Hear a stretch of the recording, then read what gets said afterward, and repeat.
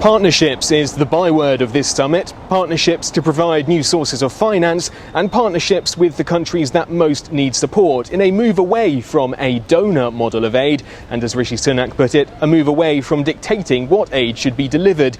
That includes providing expertise, he said, such as last year when the UK used forecasting and AI models to help prevent a famine in Somalia. But another key part of this summit is what can be done to adapt crops to the changing climate. Plants which require less water are less prone to pests and are more resilient to climate shocks. Downing Street points to flood-tolerant rice, disease-resistant wheat and vitamin-rich sweet potatoes as some examples of what UK scientists have helped develop already through advanced crop breeding.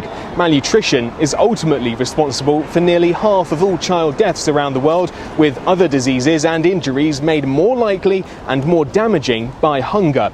Microsoft founder and philanthropist Bill Gates contributed by video link, warning that progress in fighting hunger slowed during the pandemic and still hadn't recovered.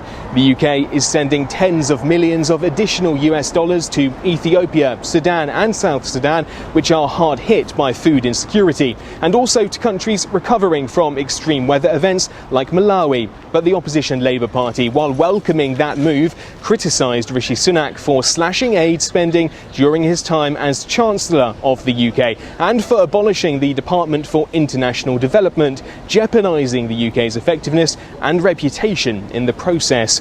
And that this applies to residents of Gaza too, where he said the UK is pushing for unhindered humanitarian access and pauses in fighting so aid can safely make it to people who need it. Stuart Smith, SABC News, London.